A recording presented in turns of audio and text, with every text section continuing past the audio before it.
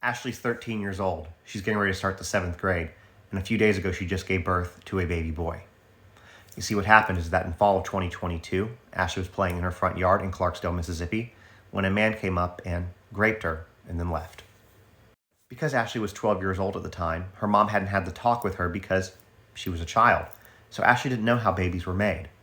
But Ashley's mom did notice the fact that Ashley stopped doing the things that she enjoyed doing. She would often lock herself in her room. And when her birthday came around, instead of wanting to celebrate, she just said that it hurt.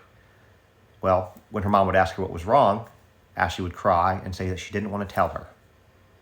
She was ashamed and she was embarrassed, even though she's the victim. Then in January, Ashley started throwing up to the point that her mom decided to take her to the hospital. That's when they did blood work, and that's when they found out that Ashley was pregnant. Ashley's mom asked if there was anything that they could do to terminate this pregnancy, and her doctor told her, had this been 7 months ago, before the overturning of Roe v. Wade and before the trigger laws went into effect, she would have had options. They could have sent her an hour and a half away to Memphis to have an abortion. But now the closest place they could have gone is Chicago, Illinois, a 9-hour drive. This area of Mississippi is very impoverished, very poor. They didn't have money for hotels, a trip up there, gas, food, etc. So they did what they could only do, which is nothing. And Ashley had the baby.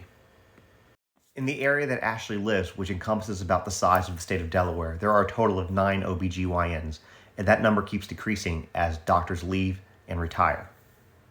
The state of Mississippi has the second highest maternal mortality rate in the entire country. In the area that Ashley lives, the Mississippi Delta, is the highest in that state. In these states that have very stringent abortion bans, good doctors are leaving or retiring.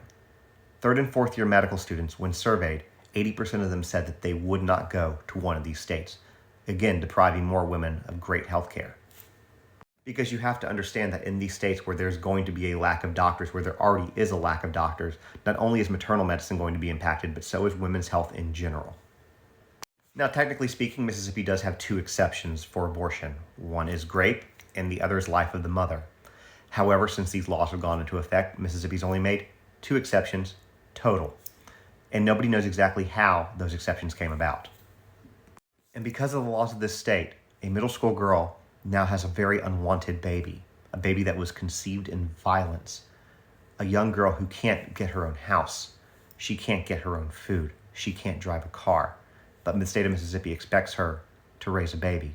Oh, and by the way, from what I read, they never caught the guy who did this to her, and there are no consequences for him whatsoever. But now, a 13-year-old girl's life is completely ruined.